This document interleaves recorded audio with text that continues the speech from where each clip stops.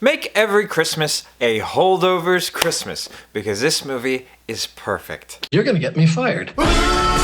This is your Rubicon. Do not cross the Rubicon. The Holdovers. Although director Alexander Payne, director of other hit movies just like Election, I really love Election, doesn't agree with the perception that Holdovers is a Christmas movie. Sir, I don't understand. That's glaringly apparent. I unfortunately think that the public has already kind of run wild with the perception that The Holdovers is extremely cozy, it's extremely cheery, it has the perfect wintry atmosphere, it's caked in Christmas. It's a Christmas movie, I guess. This is not only amusing, but for a movie, it's a fairly accurate depiction of life among the Cheyenne. Shh. Fuck off. A curmudgeonly instructor at a New England prep school is forced to remain on campus during Christmas break to babysit the handful of students with nowhere to go. Eventually, he forms an unlikely bond with the damaged, brainy troublemaker and with the school's head cook, who had just lost her son in Vietnam. From the opening credits, to the sound design, to just the film grain that the movie uses, it's all extremely nostalgic and calls back to a wondrous time in cinema. I wasn't even born yet, and I miss this time period of filmmaking. Even some of the directing style and the performances and the choices that they make story-wise really lends itself to that nostalgic feel. Mary, maybe you would care to join us?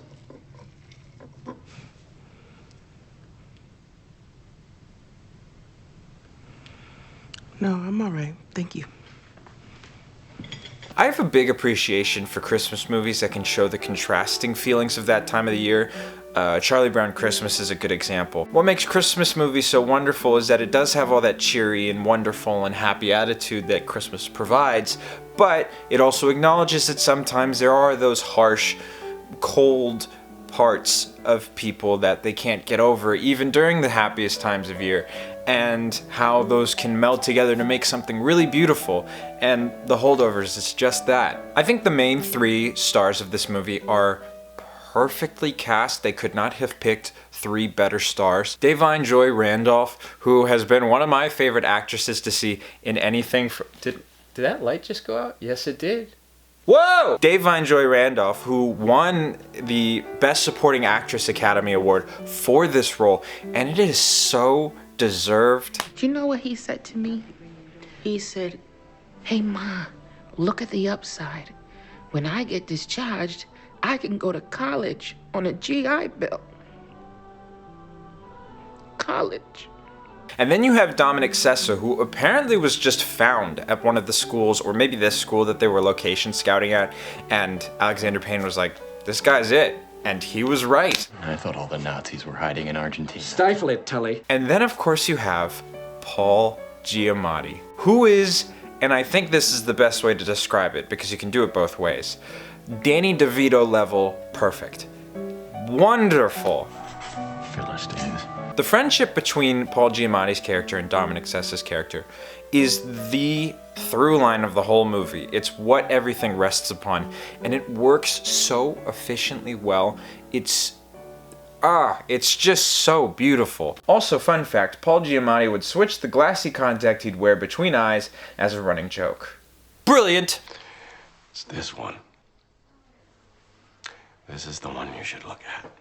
I love the music, I love the setting of the story, the setting especially. I've never been to Boston, but I miss it somehow. The way that this movie shoots location and shoots, especially scenes like the museum scene or just walking around Boston, it gives me the sense that it makes me want to make my vlogs similar to that. I know I'm not Alexander Payne, I'm just saying, for somebody who really appreciates this movie, I try to replicate that with an iPhone and no time. And I know everything I just said was very cheery, but the ending is so grim. These parents that are so-called doing what's best for them, screw off. Paul Giamatti is what's best for him. Paul Hunnam is what's best for him. I wish Paul Giamatti said more. I wish he would have tore them apart, but of course, that's not what happened.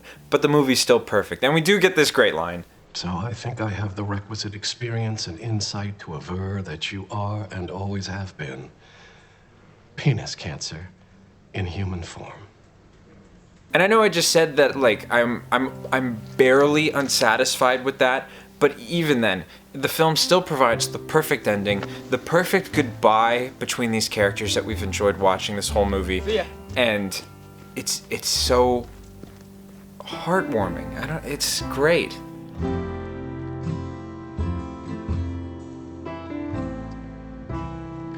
See ya. The Holdovers is a wonderful holiday film, even though it's not really supposed to be, but it could still be viewed as such, and it's perfect. Thank you guys for watching, and I'll see you next time. Can you not talk, please? I'm trying to pray. Crying never did nobody no good, no how.